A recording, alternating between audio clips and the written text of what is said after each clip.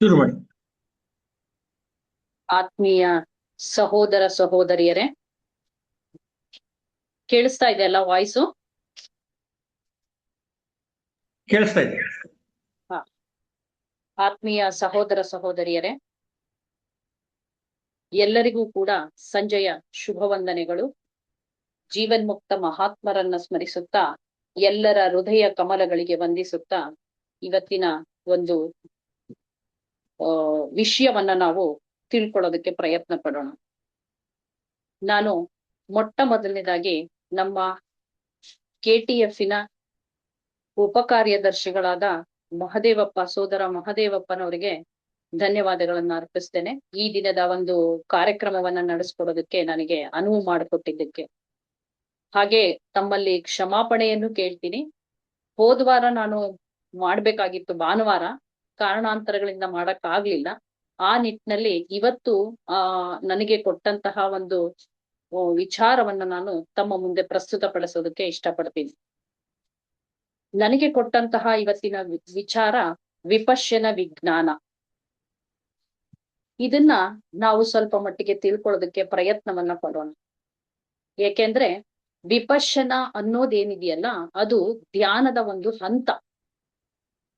ಹಾಗೇನೆ ನಾವು ವಿಪಶ್ಯನ ಧ್ಯಾನದ ಬಗ್ಗೆ ಸಾಕಷ್ಟು ತಿಳ್ಕೊಂಡಿದೀವಿ. ಬಹಳಷ್ಟು ಜನ ಇಲ್ಲಿ ಧ್ಯಾನವನ್ನ ದಿನನಿತ್ಯ ಮಾಡ್ತಾ ಇರೋದ್ರಿಂದ, ಬೇರೆ ಬೇರೆ ರೀತಿಯ ಧ್ಯಾನಗಳನ್ನು ಕೂಡ ತಿಳ್ಕೊಂಡಿರೋದ್ರಿಂದ, ಮಾಡ್ತಾ ಬರ್ತಾ ಇರೋದ್ರಿಂದ ಇವತ್ತು ಇದರ ವಿಚಾರವಾಗಿ, ವಿಪಶ್ಯನ ಧ್ಯಾನದ ವಿಚಾರವಾಗಿ ನಾವು ವೈಜ್ಞಾನಿಕವಾಗಿ ತಿಳ್ಕೊಳ್ಳೋಣ. ಏಕೆಂದ್ರೆ ವಿಪಶ್ಯನ ಧ್ಯಾನ ಅನ್ನೋದೇನಿದೆಯಲ್ಲ, ಅದು ಒಂದು ವಿಜ್ಞಾನ. ಇದು ನಾನು ಮೊಟ್ಟ ಮೊದಲಿಗೆ ಒಂದು ವಿಚಾರವನ್ನ ತಮ್ಮ ಮುಂದೆ ಹೇಳೋದಕ್ಕೆ ಇಷ್ಟಪಡ್ತೀನಿ. ಏನು ಅಂದ್ರೆ, ಇದನ್ನ ವಿಪಶ್ಯನವನ್ನ ಯಾರು ಮಾಡ್ಸೋಕ್ ಆಗಲ್ಲ. ಇದನ್ನ ಹೀಗೆ ಅಂತ ನಾವು ಹೇಳೋದಕ್ಕಾಗಲ್ಲ. ಯಾಕೆಂದ್ರೆ ಇದು ಅವರವರಿಗೆ ಅರಿವಿಗೆ ಬರುವಂತಹ ಒಂದು ವಿಚಾರ. ಆ ನಿಟ್ಟಿನಲ್ಲಿ ನಾನು ಒಂದು ಸಣ್ಣ ಪ್ರಯತ್ನವನ್ನ ಮಾಡ್ತೀನಿ ನಿಮಗೆ ವಿಪಶ್ಯನ ವಿಜ್ಞಾನದ ಬಗ್ಗೆ ತಿಳಿಸ್ಕೊಡೋದಕ್ಕೆ. ವಿ ಮತ್ತೆ ಪಶ್ಯನ ಅಂತ ನಮಗ್ ಗೊತ್ತಿದೆ. ವಿ ಅಂದ್ರೆ ಏನು? ವಿಶೇಷ ಅಥವಾ ತೀವ್ರ ಅಂತ ಹೇಳ್ತೇವೆ ನಾವು. ಪಶ್ಯನ ಅಂದ್ರೆ ನೋಡೋದು ಅಥವಾ ಗ್ರಹಿಸೋದು. ಹಾಗಾದ್ರೆ ವಿಪಶ್ಯನವನ್ನ ನಾವು ತುಂಬಾ ಸುಲಭವಾಗಿ ಅರ್ಥ ಮಾಡ್ಕೊಳ್ಳೋದಾದ್ರೆ, ಒಂದು ವಿಶೇಷವಾಗಿ ಗಮನಿಸೋದು. ಇನ್ನೂ ಒಂದು ಸ್ವಲ್ಪ ನೋಡೋದಾದ್ರೆ, ವಿಪಶ್ಯನ ನಮ್ಮನ್ನ ನಾವು ಅರ್ಥಕೊಳ್ಳೋದು. ಅದನ್ನ ನಾವು ವಿಪಶ್ಯನ ಅಂತ ಹೇಳ್ತೀವಿ. ಧ್ಯಾನ ಮಾರ್ಗದಲ್ಲಿ ಭಗವಾನ್ ಗೌತಮ ಬುದ್ಧರು ತಮ್ಮಲ್ಲಿ ಕೆಲವು ಅತಿ ಸೂಕ್ಷ್ಮವಾದಂತಹ ಕೆಲವು ನೆನಪುಗಳು, ಅಥವಾ ಅದನ್ನ ನಾವು ಕುರುಹುಗಳು ಅಂತ ಹೇಳ್ಬೋದು, ಅಥವಾ ವಾಸನೆ ಅಂತ ಕೂಡ ಕರಿಬಹುದು. ಈ ಒಂದು ವಾಸನೆಗಳು ತಮ್ಮಲ್ಲಿ ಇನ್ನೂ ಉಳ್ಕೊಂಡಿದೆ ಅನ್ನೋದನ್ನ ಭಗವಾನ್ ಬುದ್ಧರು ಕಂಡ್ಕೊಳ್ತಾರೆ. ಆಗ ಅವ್ರು ಏನ್ ಮಾಡ್ತಾರೆ ಅಂದ್ರೆ, ಈ 9ನೇ ಹಂತದ ಒಂದು ಧ್ಯಾನವನ್ನ ಕಂಡ್ಕೊಂಡ್ರು. ಇವತ್ ನಾವೇನು ತಿಳ್ಕೊಳಕ್ ಹೊರಟಿದೀವಲ್ಲ, ಅದೇ ವಿಪಶ್ಯನ ಧ್ಯಾನ. ಇದು ಭಗವಾನ್ ಬುದ್ಧರು ನಮಗೆ ಕೊಟ್ಟಂತಹ ಒಂದು ವಿಶೇಷವಾದಂತಹ ಒಂದು ಧ್ಯಾನದ 9ನೇ ಹಂತ ಅಂತ ಹೇಳಿ ನಾವು ಹೇಳ್ಬೋದು. ಹಾಗಾದ್ರೆ ಗೌತಮ ಬುದ್ಧರು ನಮಗ್ ಗೊತ್ತಿದೆ, ಅವರು ಜ್ಞಾನೋದಯವನ್ನ ಹೊಂದಿದ್ರು. ಆದ್ರೆ ಜ್ಞಾನೋದಯವನ್ನ ಹೊಂದೋದಕ್ಕಿಂತ ಮುಂಚೆ ಅವರು 8 ಹಂತದ ಧ್ಯಾನಗಳನ್ನ ಕರಗತವನ್ನಾಗಿ ಮಾಡ್ಕೊಂಡಿದ್ರು. ಹಾಗಾದ್ರೆ ನಾವು ಮೊದಲು ಆ 8 ಹಂತಗಳು ಯಾವುದು ಅನ್ನೋದನ್ನ ಮೊಟ್ಟ ಮೊದಲನೇದಾಗಿ ತಿಳ್ಕೊಳ್ಳೋಣ. ಮೊದಲನೇ ಹಂತ ಯಾವುದಪ್ಪ ಅಂದ್ರೆ, ಮನಸ್ಸಿನ ಏಕಾಗ್ರತೆ. ನಮ್ಮ ಮನಸ್ಸನ್ನ ಕೇಂದ್ರೀಕರಿಸೋದು. ಹೇಗೆ ಅಂದ್ರೆ, ಉಸಿರಾಟದ ಮೇಲೆ ನಮ್ಮ ಗಮನವನ್ನ ಹರಿಸೋದು. ಸೊ ಮೊದಲನೇ ಹಂತದಲ್ಲಿ ಧ್ಯಾನಿಗೆ ಏನಾಗುತ್ತೆ ಅಂದ್ರೆ, ಮಾತು ನಿಂತು ಹೋಗುತ್ತೆ. ನಾವು ಸಾಕಷ್ಟು ಸಲ ಧ್ಯಾನವನ್ನ ಮಾಡ್ತಾನೇ ಇದೀವಿ ನಮ್ಮ ದಿನನಿತ್ಯದ ಜೀವನದಲ್ಲಿ. ಸೊ ಇಲ್ಲಿ ನಾವು ಇನ್ನು ಮುಂದೆ ಮಾಡ್ತಕ್ಕಂತಹ ಧ್ಯಾನವನ್ನ ನಾವು ಸ್ವಲ್ಪ ಮಟ್ಟಿಗೆ ಇದನ್ನ ಗಮನಿಸ್ತಾ ಹೋಗ್ಬೋದು. ಮೊದಲನೇ ಹಂತದಲ್ಲಿ ಭಗವಾನ್ ಬುದ್ಧರು ಹೇಳಿರ್ತಕ್ಕಂತಹ ಒಂದು ಮೊದಲನೇ ಹಂತದಲ್ಲಿ ಏನಾಗುತ್ತೆ ಅಂದ್ರೆ, ನಾವು ಉಸಿರಾಟದ ಮೇಲೆ ಗಮನವನ್ನ ಹರಿಸ್ತಾ ಹೋಗ್ತೀವಿ. ಆವಾಗ ಧ್ಯಾನಿಗೆ ಮಾತು ನಿಂತು ಹೋಗುತ್ತೆ. ಇದು ಮೊದಲನೇ ಹಂತದಲ್ಲಿ ಆಗ್ತಕ್ಕಂಥದ್ದು. ಇನ್ನ 2ನೇ ಹಂತದಲ್ಲಿ ಏನಾಗುತ್ತೆ ಅಂದ್ರೆ, ಧ್ಯಾನಿಯು ಮನಸ್ಸನ್ನ ಉಪಯೋಗಿಸೋದು. ನೋಡಿ, ಯಾಕೆ ಅಂದ್ರೆ ನಮಗ್ ಗೊತ್ತಿದೆ, ನಮ್ಮಲ್ಲಿ ಆಲೋಚನೆಗಳು ಬರ್ತಾ ಇರುತ್ತೆ. ನಾವು ಧ್ಯಾನವನ್ನ ಪ್ರಾರಂಭ ಮಾಡಿದಾಗ, ಯಾವುದೇ ರೀತಿಯ ಧ್ಯಾನವನ್ನ ಮಾಡಿದಾಗ, ಅಥವಾ ಸುಮ್ಮನೆ ಕೂತ್ಕೊಳ್ಳೋಣ, ಸುಮ್ಮನೆ ನಾವು ಕೂತ್ಕೊಂಡಾಗ್ಲೂ ಕೂಡ ನಮ್ಗೆ ಆಲೋಚನೆಗಳು ಬರ್ತಾ ಇರುತ್ತೆ. ಈ ನಿಟ್ಟಿನಲ್ಲಿ ಏನಾಗುತ್ತೆ ಅಂದ್ರೆ ಎರಡನೇ ಹಂತದಲ್ಲಿ ಪದೇ ಪದೇ ಆಲೋಚನೆಗಳು ಬರ್ತಾ ಹೋಗುತ್ತೆ. ಅಂದ್ರೆ ಹೇಗೆ ಬರುತ್ತೆ ಈ ಆಲೋಚನೆಗಳು ಬರುವುದಕ್ಕೆ ಕಾರಣ ಏನು ಅಂತ ನಾವು ನೋಡೋದಾದ್ರೆ ಮನಸ್ಸು. ಸೊ ಎರಡನೇ ಹಂತದಲ್ಲಿ ಧ್ಯಾನಿ ಏನ್ ಮಾಡ್ತಾನೆ ಅಂದ್ರೆ ಮನಸ್ಸನ್ನ ಉಪಯೋಗಿಸ್ತಾನೆ. ಅಲ್ಲಿ ಅವಾಗ ಏನಾಗುತ್ತೆ ಅಂದ್ರೆ ಆಲೋಚನೆಗಳು ಬರ್ತಾ ಇರುತ್ತೆ, ಬಂದು ನಿಂತು ಹೋಗುತ್ತೆ. ಇನ್ನ ಮುಂದಿನ ಹಂತಕ್ಕೆ ಹೋದಾಗ ಮೂರನೇ ಹಂತದಲ್ಲಿ ಏನಾಗುತ್ತೆ ಅಂದ್ರೆ ಧ್ಯಾನಿಗೆ ಯಾವುದೇ ಒಂದು ಅಭಿರುಚಿ ಅಥವಾ ಆಸಕ್ತಿ ಎಲ್ಲವೂ ನಿಂತು ಹೋಗುತ್ತೆ. ಅಂದ್ರೆ ಅವನಿಗೆ ಅಲ್ಲಿ ಉತ್ಸಾಹ ಅನ್ನೋದು ನಿಂತು ಹೋಗ್ಬಿಡುತ್ತೆ. ಯಾವುದರ ಒಂದು ಏನಂತ ಹೇಳ್ತೀವಿ ಇಂಟ್ರೆಸ್ಟ್ ಕೂಡ ಅಲ್ಲಿ ಬರೋದಿಲ್ಲ. ಅಲ್ಲಿಗೆ ಅವನಿಗೆ ಯಾವುದು ಒಂದು ನನಗೆ ಇಂತಹ ವಸ್ತುಗಳ ಅಭಿರುಚಿ ಇದೆ, ನನಗೆ ಈ ರೀತಿ ಆಗ್ಬೇಕು, ನನಗೆ ಇದು ಬೇಕು ಅಂತಕ್ಕಂಥದ್ದು ಮೂರನೇ ಹಂತದಲ್ಲೇ ಆ ಉತ್ಸಾಹ ಏನಾಗುತ್ತೆ ಅಂದ್ರೆ ನಿಂತು ಹೋಗುತ್ತೆ. ನೋಡಿ, ಇನ್ನ ನಾಲ್ಕನೇ ಹಂತದಲ್ಲಿ ಏನಾಗುತ್ತೆ ಅಂದ್ರೆ ಧ್ಯಾನಿ ಉಸಿರನ್ನ ಒಳಗ್ ತಗೊಳ್ಳೋದು, ಹೊರಗ್ ತಗೊಳ್ಳೋದು ಅದು ಕೂಡ ನಿಂತು ಹೋಗುತ್ತೆ.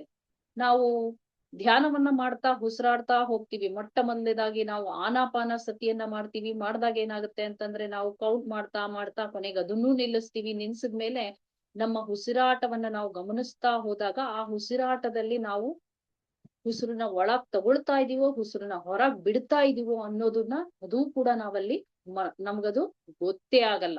ಉಸಿರಾಡ್ತಾ ಇದೀವೋ ಇಲ್ಲೋ ಅನ್ನೋ ಒಂದು ಹಂತಕ್ಕೆ ಬರ್ತೀವಿ. ಅದು ನಾಲ್ಕನೇ ಹಂತ ಅಂತ ಹೇಳಿ ನಾವು ಅರ್ಥ ಮಾಡ್ಕೋಬಹುದು. ಇನ್ನ ಐದನೇ ಹಂತಕ್ಕೆ ಹೋದಾಗ ಏನಾಗುತ್ತೆ ಅಂದ್ರೆ ಧ್ಯಾನಿಗೆ ಅನಂತ ಶಾಂತಿ ಉಂಟಾಗುತ್ತೆ. ಅಂದ್ರೆ ಅವನಿಗೆ ಯಾವುದೇ ಒಂದು ವಸ್ತುಗಳ ಗ್ರಹಿಕೆ ಅರಿವು ಅಲ್ಲಿಗೆ ನಿಂತು ಹೋಗ್ಬಿಡುತ್ತೆ. ಯಾವುದೇ ಒಂದು ಹೊರಗಿನ ತಾಡನಗಳನ್ನ ಅವನು ತಿಳ್ಕೊಳ್ಳೋದಕ್ಕೆ ಅಥವಾ ಆ ತಾಡನಗಳ ಬಗ್ಗೆ ಅವನಿಗೆ ಯಾವುದೇ ರೀತಿಯಲ್ಲಿ ಗಮನ ಇರಲ್ಲ. ಅಲ್ಲಿಗೆ ಅವನ ಒಂದು ಯಾವುದೇ ಒಂದು ವಸ್ತುಗಳ ಬಗ್ಗೆ ಅವನಿಗೆ ಯಾವುದು ಗಮನ ಇರಲ್ಲ. ಅಲ್ಲಿಗೆ ಈಗ ಉದಾಹರಣೆಗೆ ನಾವು ತಗೊಳ್ಳೋದಾದ್ರೆ ಶಬ್ದ ಬರ್ತಾ ಇರುತ್ತೆ, ಗಲಾಟೆ ಆಗ್ತಾ ಇರುತ್ತೆ, ಆದ್ರೆ ಧ್ಯಾನಿಗೆ ಅವುಗಳ ಅರಿವಿಗೆ ಬರಲ್ಲ. ವಸ್ತುಗಳು ಯಾವುದೋ ಒಂದು ವಸ್ತುವಿನ ಗ್ರಹಿಕೆ ಅಲ್ಲಿಗೆ ಅವನಿಗೆ ನಿಂತು ಹೋಗುತ್ತೆ. ಇನ್ನ ಆರನೇ ಹಂತಕ್ಕೆ ಅವನು ಹೋದಾಗ ಧ್ಯಾನಿಗೆ ಅನಂತ ಪ್ರಜ್ಞೆಯ ಅನುಭವವಾಗುತ್ತೆ ಅಂತ ಹೇಳ್ತಾರೆ. ನೋಡಿ, ಇಲ್ಲಿ ಅನಂತ ಪ್ರಜ್ಞೆಯ ಅನುಭವ ಆಗ್ಬೇಕು ಅಂದ್ರೆ ಅವಾಗ ಮನಸ್ಸು ನಿಂತು ಹೋಗ್ಬಿಟ್ಟಿರುತ್ತೆ. ನಾವು ಅಲ್ಲಿವರೆಗೂ ಐದನೇ ಹಂತದವರೆಗೂ ಮನಸ್ಸು ಕೆಲಸ ಮಾಡುತ್ತೆ, ಆದ್ರೆ ಆರನೇ ಹಂತಕ್ಕೆ ಹೋದಾಗ ಮನಸ್ಸಲ್ಲಿ ನಿಂತು ಹೋಗ್ಬಿಡುತ್ತೆ. ಅದನ್ನೇ ನಾವೇನಂತ ಹೇಳ್ಬೋದು ಅಂದ್ರೆ ಅಲ್ಲಿಗೆ ಮನೋರಹಿತ ಸ್ಥಿತಿಗೆ ಧ್ಯಾನಿ ಬಂದಿರ್ತಾನೆ.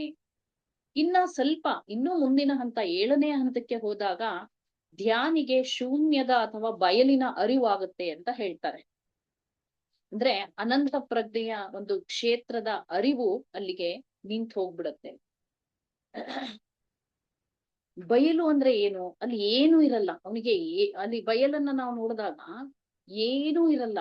ಆ ಒಂದು ಅನುಭವಕ್ಕೆ ಅವನು ಏಳನೇ ಹಂತ ತಲುಪಿದಾಗ ಅವನಿಗೆ ಆ ಅರಿವಿನ ಒಂದು ಕ್ಷೇತ್ರ ಗೊತ್ತಾಗುತ್ತೆ.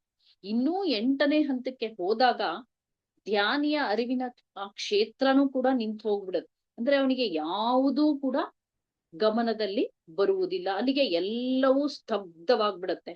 ಹಾಗಾದ್ರೆ ಅಲ್ಲಿ ಏನಾಗಿರುತ್ತೆ ಅಂದ್ರೆ ನಿರ್ವಿಕಲ್ಪ ಸಮಾಧಿಯನ್ನ ಹೊಂದುತ್ತಾನೆ. ಅಂದ್ರೆ ಅದು ನಿರ್ಬೀಜ ಸಮಾಧಿ ಅಲ್ಲ, ಇನ್ನೂ ಮುಂದಕ್ಕೆ ಹೋಗ್ಬೇಕು. ಅಲ್ಲಿ ಎಲ್ಲೋ ಒಂದು ಕಡೆಗೆ ಭಗವಾನ್ ಬುದ್ಧರೇ ನಮ್ಗೆ ಹೇಳಿದ ಹಾಗೆ ಎಂಟನೇ ಹಂತಕ್ಕೆ ಹೋದಾಗ್ಲೂ ಕೂಡ ಅಲ್ಲಿ ಅರಿವಿನ ಆ ಧ್ಯಾನದಲ್ಲಿ ಯಾವುದೇ ಅರಿವಿನ ಕ್ಷೇತ್ರ ಇಲ್ಲ ಅಂತ ಅಂದಾಗ್ಲೂ ಕೂಡ, ನಿರ್ವಿಕಲ್ಪ ಸ್ಥಿತಿಯನ್ನ ಹೊಂದಿದಾಗ್ಲೂ ಕೂಡ ಅಲ್ಲಿ ನಿರ್ಬೀಜ ಸಮಾಧಿ ಆಗಲ್ಲ ಅನ್ನೋದನ್ನ ಭಗವಾನ್ ಬುದ್ಧರು ತಮಗೆ ಏನು ಜ್ಞಾನೋದಯವನ್ನ ಹೊಂದಬೇಕಾದಂತಹ ಸಂದರ್ಭದಲ್ಲಿ ಅವರು ಕಂಡುಕೊಳ್ತಾರೆ.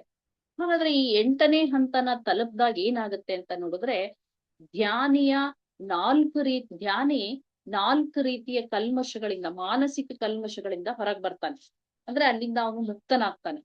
ಯಾವುದು 4 ಮಾನಸಿಕ ಕಲ್ಮಶಗಳು ಅವನಲ್ಲಿ ಇರ್ತಕ್ಕಂಥವು ಅಂತ ನೋಡೋದಾದ್ರೆ, ಮೊದಲನೇದು ಅವನು ಒಂದು ಯಾವುದೇ ಇಂದ್ರಿಯ ಸುಖಕ್ಕಾಗಿ ಹಾತೊರೆಯುವುದನ್ನ ನಿಲ್ಲಿಸ್ಬಿಡ್ತಾನೆ. ಯಾವುದು ಇಂದ್ರಿಯ ಸುಖ ಬೇಕು ಅಂತ ಅನ್ಸಲ್ಲ. ಎರಡನೇದಾಗಿ ಸಂಸಾರದಲ್ಲಿರೋದು ಬಯಸೋದು, ಅಂದ್ರೆ ಸಂಸಾರದಲ್ಲಿರೋದಕ್ಕೂ ಕೂಡ ಅವನಿಗೆ ಯಾವುದೇ ರೀತಿನಲ್ಲಿ ಇಚ್ಛೆ ಇರಲ್ಲ. ಇನ್ನ ಅವನಲ್ಲಿರೋ ಅಜ್ಞಾನ ಏನಿದೆಯಲ್ಲ ಅದು ಸಂಪೂರ್ಣವಾಗಿ ಹೊರಟು ಹೋಗುತ್ತೆ. ಮತ್ತೆ ತಪ್ಪು ದೃಷ್ಟಿಕೋನ ಹೊಂದಿರೋದು, ಕೆಲವೊಂದು ನಾವು ನೋಡ್ತಕ್ಕಂತಹ ದೃಷ್ಟಿಕೋನದಲ್ಲಿ ಏನು ತಪ್ಪುಗಳಿರುತ್ತಲ್ಲ ಅದರಿಂದನೂ ಕೂಡ ಹೊರಗ್ ಬರೋದು. ನಾವು ಹೇಗೆ ಹೇಳ್ಬೋದು ಅಂದ್ರೆ ಈ ಒಂದು 8ನೇ ಹಂತದಲ್ಲಿ ರಾಗ, ದ್ವೇಷ, ಮೋಹ, ಮದ, ಮಾತ್ಸರ್ಯ ಇವೆಲ್ಲವೂ ವಾಸನೆಗಳು ಕೂಡ ಸಂಪೂರ್ಣವಾಗಿ ನಿರ್ಮೂಲನೆಯನ್ನ ಹೊಂದ್ಬಿಟ್ಟಿರ್ತಾನೆ. ಒಬ್ಬ ಧ್ಯಾನಿ 8ನೇ ಹಂತಕ್ಕೆ ಹೋದಾಗ ಇವೆಲ್ಲವೂ ಕೂಡ ಆಗಿರುತ್ತೆ. ಆದ್ರೂ ಕೂಡ ಭಗವಾನ್ ಬುದ್ಧರು ತಮ್ಮಲ್ಲಿ ಎಲ್ಲೋ ಇನ್ನೂ ಒಂದು ಸಣ್ಣದಾದಂತಹ ಸೂಕ್ಷ್ಮವಾದಂತಹ ಒಂದು ನೆನಪುಗಳು ಇವೆ ಅನ್ನೋದನ್ನ ಅವರು ಕಂಡುಕೊಳ್ತಾರೆ. ಸೊ ಆ ಕಂಡುಕೊಂಡಿದ್ದೇ ಏನಪ್ಪಾ ಅಂದ್ರೆ ಅದೇ 9ನೇ ಹಂತದ ಧ್ಯಾನ. ಅವರೇ ಅದನ್ನ ಕಂಡುಕೊಂಡಿದ್ದು ಭಗವಾನ್ ಬುದ್ಧರು. ಹಾಗಾದ್ರೆ ಆ 9ನೇ ಹಂತದ ಧ್ಯಾನ ಯಾವುದು ಅಂದ್ರೆ ಅದೇ ವಿಪಶ್ಯನ ಧ್ಯಾನ.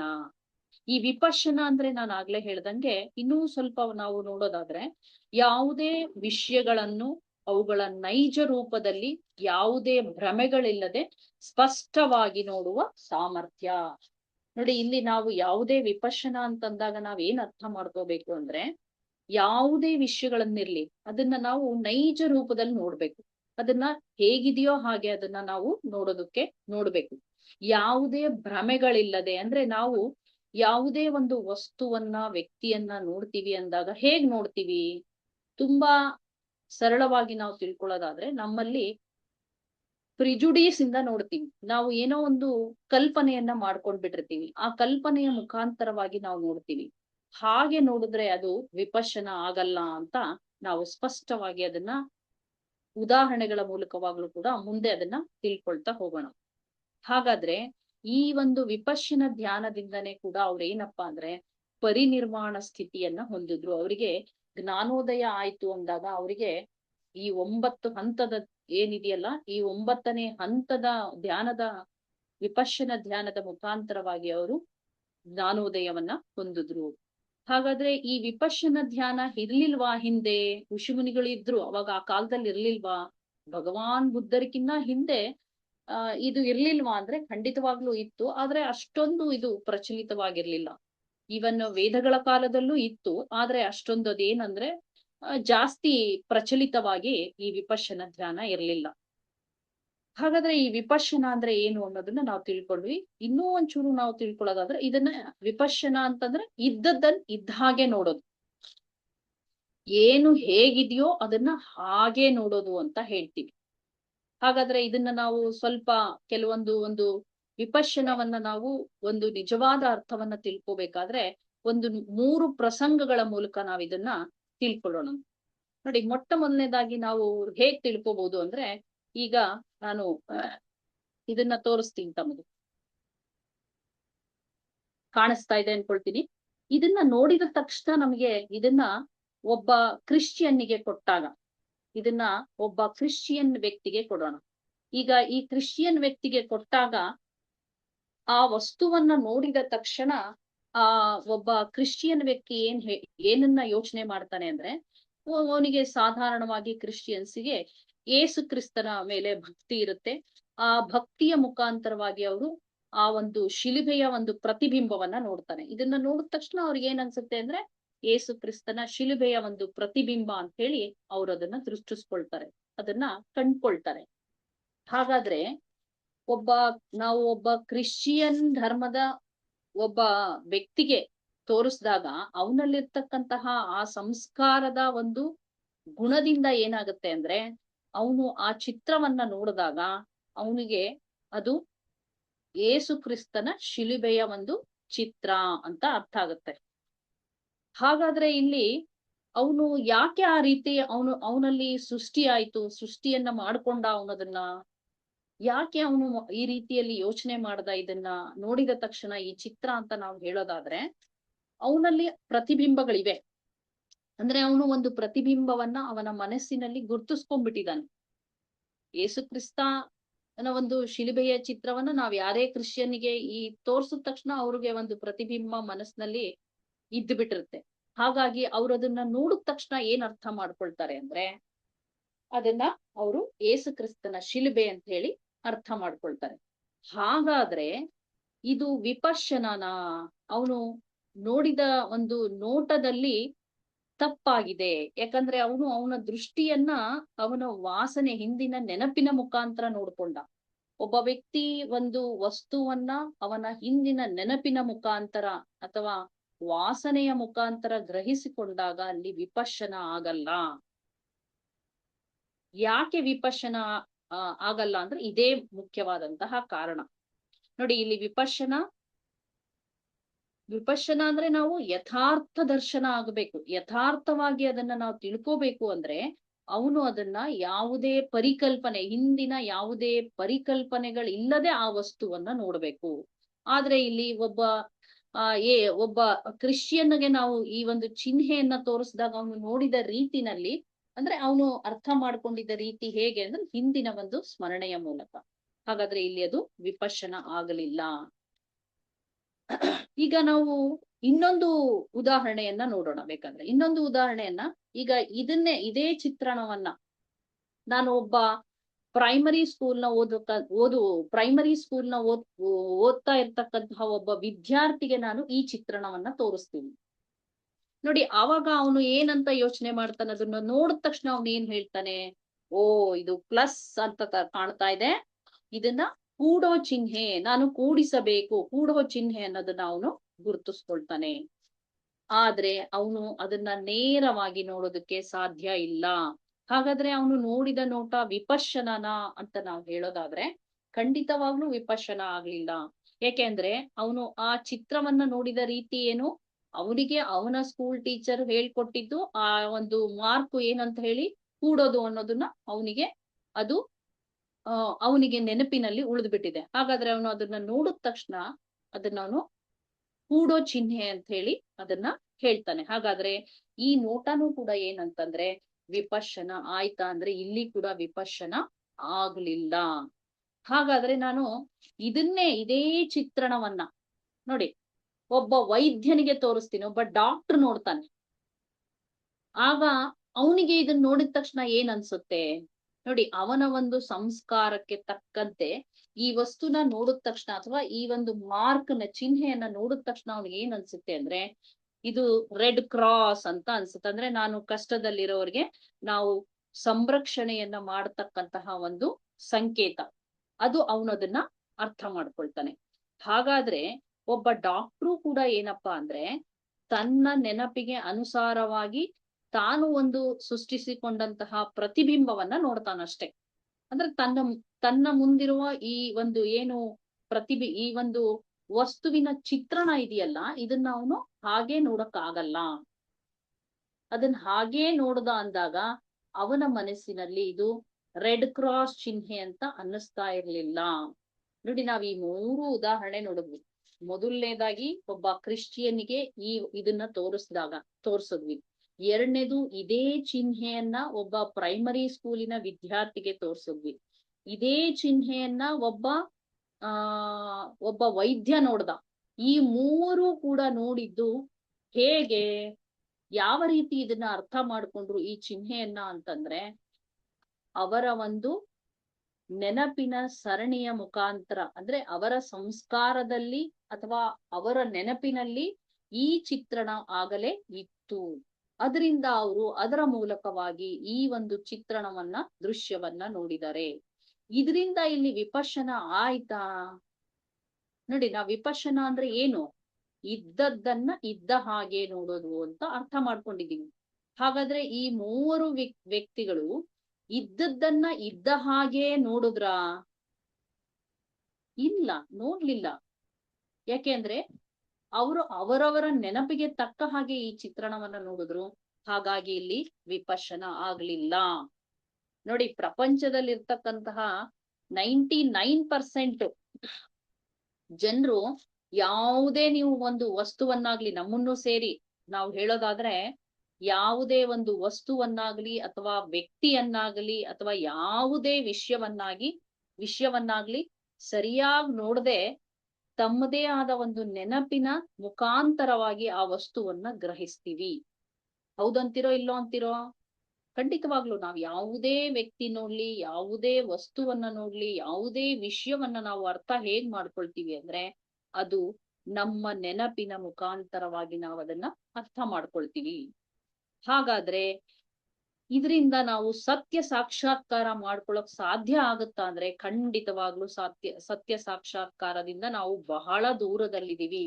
ನಮಗೆ ಸತ್ಯ ಸಾಕ್ಷಾತ್ಕಾರ ಆಗಬೇಕಂದ್ರೆ ನಾವು ಯಾವುದೇ ನೆನಪುಗಳ ಆಧಾರದ ಮೇಲೆ ನೋಡಬಾರ್ದು. ಯಾವುದೇ ನೆನಪುಗಳ ಆಧಾರದ ಮೇಲೆ ನಾವು ಒಂದು ವಸ್ತುವನ್ನ ವ್ಯಕ್ತಿಯನ್ನ ನೋಡ್ತಾ ಹೋದ್ರೆ ಅಲ್ಲಿ ನಾವು ವಿಪಶ್ಯನವನ್ನ ವಿಪಶ್ಯನ ಅದು ಆಗೋದಿಲ್ಲ. ನೋಡಿ, ಯಾವ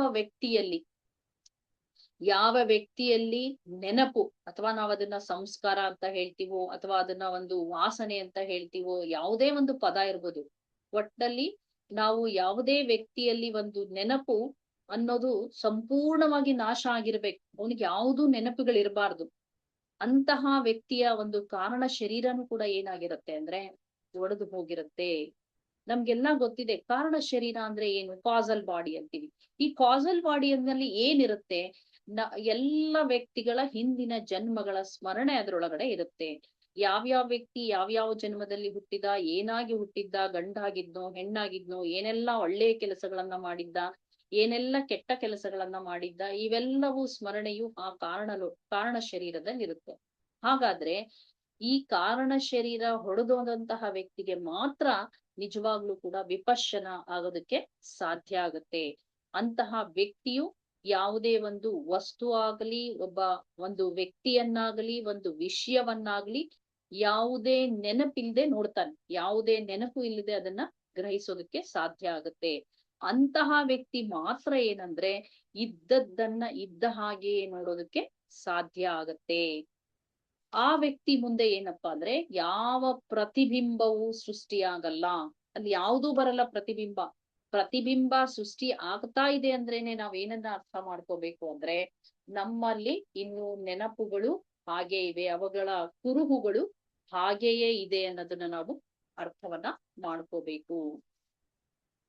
ನೋಡಿ, ಆ ರೀತಿ ಇರ್ತಕ್ಕಂತಹ ವ್ಯಕ್ತಿಯ ನೋಟದಲ್ಲಿ ಏನಾಗುತ್ತೆ ಅಂದ್ರೆ ವಿಪಶ್ಯನವನ್ನ ಆಗೋದಕ್ಕೆ ಸಾಧ್ಯ. ಅದನ್ನೇ ನಾವೇನಂತ ಹೇಳ್ತೀವಿ ಅಂದ್ರೆ ಯಥಾರ್ಥ ದರ್ಶನಂ ಅಂತ ಪದವನ್ನ ಉಪಯೋಗಿಸ್ತೀವಿ. ಯಥಾರ್ಥ ದರ್ಶನ ಅಂದ್ರೆ ಏನು, ನಾವು ನೋಡುವ ಕಣ್ಣಿನ ನೋಟ ಮತ್ತು ನಮ್ಮಲ್ಲಿ ಸ್ವಯಂ ಅರಿವು, ನಾವು ನೋಡ್ತಕ್ಕಂತ ನೋಟದಲ್ಲಿ ಸ್ವಯಂ ಅರಿವಾಗ್ಬೇಕು, ನಮಗೆ ಅದು ಅರಿವಿಗೆ ಬರಬೇಕು, ನಮ್ಮನ್ನು ನಾವು ಅದನ್ನ ಕಂಡುಕೊಳ್ಳಬೇಕು. ಅದನ್ನೇ ನಾವು ಯಥಾರ್ಥ ದರ್ಶನ ಅಂತ ಹೇಳ್ತೀವಿ.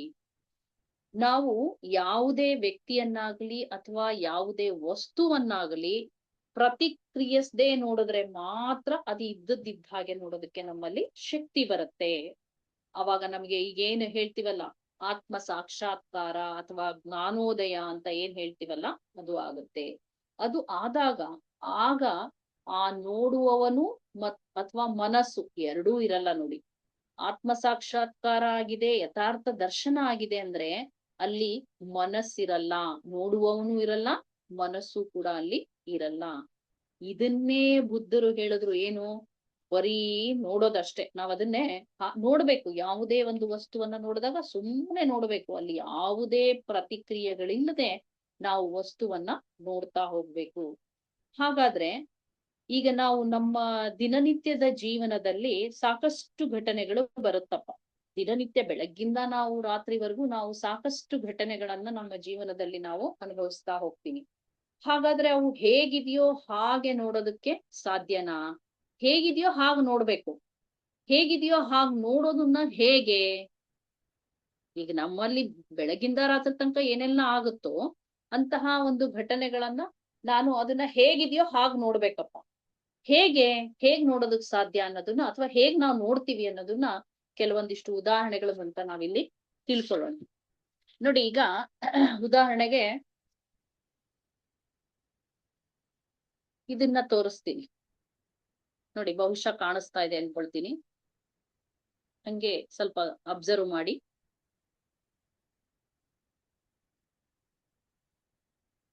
ನೋಡಿ, ಇದು ಒಂದು ಹೂವಪ್ಪ. ಈ ಹೂವನ್ನ ನೋಡ್ತಕ್ಕಂಥದ್ದು ಇದು ಹೇಗಿದೆಯೋ ಹಾಗ್ ನೋಡ್ಬೇಕು ನಾವ್ ಇವಾಗ. ಈ ಹೂ ಹೇಗಿದೆಯೋ ಹಾಗ್ ನಾವ್ ನೋಡ್ಬೇಕು. ಈಗ ನಾನ್ ನೋಡ್ತೀರಿ, ಈಗ ನಾನು ಅಥವಾ ನೀವು ನೋಡ್ತೀರಿ. ನೋಡಿದಾಗ ನೀವು ಮೊದಲು ಏನು ಪ್ರತಿಕ್ರಿಯಿಸ್ತೀರಿ? ಅಯ್ಯೋ ಸ್ವಲ್ಪ ಈ ಹೂವೇನಾಗಿದೆ ಬಾಡ್ ಹೋಗ್ಬಿಟ್ಟಿದೆ, ಅಷ್ಟು ಫ್ರೆಶ್ ಆಗಿಲ್ಲ, ಎಲ್ಲೋ ಬಾಡ್ ಹೋಗಿದೆ ಅನ್ನೋದನ್ನ ನಮಗೆ ಮೊಟ್ಟ ಮೊದಲನೇದಾಗಿ ನಾವ್ ಇದನ್ನ ಕಂಡುಕೊಂತೀವಿ. ಹಾಗಾದ್ರೆ ಇದನ್ನ ಇದ್ದದ್ದನ್ನ ಇದ್ದ ಹಾಗೆ ನಾವು ನೋಡಿದೀವಾ? ನೋಡಿ, ಇದ್ದದ್ದನ್ನ ಇದ್ದ ಹಾಗೆ ನೋಡಿದೀವ ಅಂದ್ರೆ ನೋಡಿಲ್ಲ. ನಾವು ಅವುಗಳನ್ನ ನೋಡುವಾಗ ಒಂದು ಆಲೋಚನೆಯ ಮುಖಾಂತರ ಅಥವಾ ಒಂದು ಮನಸ್ಸಿನ ಮುಖಾಂತರ ಇದನ್ನ ನಾವು ನೋಡ್ತಾ ಹೋಗ್ತೀವಿ. ನಮ್ಮಲ್ಲಿ ಏನೋ ಒಂದು ಇದ್ರ ಬಗ್ಗೆ ನಮ್ಗೆ ಆಲ್ರೆಡಿ ನಮ್ಮ ಮನಸ್ಸಿನಲ್ಲಿ ಇದೆ, ನಮ್ಮ ಮೈಂಡ್ ನಲ್ಲಿ ಸ್ಟೋರ್ ಆಗ್ಬಿಟ್ಟಿದೆ. ಓಹೋ, ಹೀಗೆ ಈ ಹೂವಿದ್ರೆ ಬಾಡೋಗಿದೆ ಅಂತ ಹೇಳ್ಬೇಕು, ಇಲ್ಲ ಅಂದ್ರೆ ಇದು ಯಾವ ರೀತಿ ಇದೆ ಅನ್ನೋದನ್ನ ನಾವು ಕಂಡುಕೋಬೇಕು. ನೋಡಿ, ನಾವ್ ಈಗ ಈ ರೀತಿ ನೋಡಿದಾಗ, ಈ ಹೂವನ್ನ ನಾವು ಹೀಗೆ ನೋಡಿದಾಗ, ಇದು ಬಾಡ್ ಹೋಗಿದೆ ಅಂತ ನೋಡಿದಾಗ, ನಾವು ಇದ್ದದ್ದನ್ನ ಇದ್ದ ಹಾಗೆ ನೋಡಿದ್ವಾ ಅಂದ್ರೆ ಖಂಡಿತವಾಗ್ಲೂ ನೋಡಿಲ್ಲ. ನಾವು ಅವುಗಳನ್ನ ನೋಡುವಾಗ ನೋಡ್ತಕ್ಕಂಥವ್ನು ಅಥವಾ ಆಲೋಚನೆ ಅಥವಾ ಮನಸ್ಸು ಎರಡೂ ಇರಬಾರ್ದು, ಯಾವುದೂ ಇರಬಾರ್ದು. ಯಾವುದು ಪ್ರತಿಕ್ರಿಯೆ ಇಲ್ಲದೆ ಸುಮ್ನೆ ಹಾಗೆ ಇದನ್ನ ನೋಡ್ಬೇಕು. ಸುಮ್ನೆ ನೋಡ್ಬೇಕು ನಾವ್ ಇದನ್ನ. ಇದು ಬಾಡ್ ಹೋಗಿದೆ, ಇದು ಸ್ವಲ್ಪ ಮುದುರಿದೆ, ಇದರ ಕಡ್ಡಿ ಒಣಗಿದೆ, ಇದರ ಪಕಳೆಗಳು ಆ ರೀತಿ ಇದೆ. ಈ ರೀತಿನಲ್ಲಿ ನಾವು ನೋಡಿದಾಗ ಅದು ವಿಪಶ್ಯನವನ್ನ ನೋಡ್ದಂಗಲ್ಲ, ವಿಪಶ್ಯನ ಆಗಲ್ಲ ಅದು. ಅಂದ್ರೆ ನಮ್ಮ ದಿನನಿತ್ಯದ ಜೀವನದಲ್ಲಿ ನಾವು ಪ್ರತಿಯೊಂದು ಘಟನೆಯನ್ನ ನೋಡ್ಬೇಕಾದ್ರೆ ಯಾವ ರೀತಿ ನೋಡ್ತಾ ಇದೀವಿ ಅಂದ್ರೆ, ನಾವು ನೋಡ್ತಕ್ಕಂಥದ್ದು ವಿಪಶ್ಯನದ ಮೂಲಕ ನೋಡ್ತಾ ಇಲ್ಲ. ನಮ್ಮ ಹಿಂದಿನ ನೆನಪುಗಳ ಸ್ಮರಣೆಯ ಮುಖಾಂತರವಾಗಿ ನಾವು ಅವುಗಳನ್ನ ನೋಡ್ತಾ ಇದೀವಿ. ಇದರಿಂದ ಈಗ ನಾನು ಇದನ್ನ ಹೇಳಿದ ಉದಾಹರಣೆಯಿಂದ ನಾವು ವಿಪಶ್ಯನ ಆಯ್ತಾ ಅಂದ್ರೆ ವಿಪಶ್ಯನ ಆಗಿಲ್ಲ. ಈಗ ಇನ್ನೂ ಒಂದು ಉದಾಹರಣೆ ತಗೊಳ್ಳೋಣ.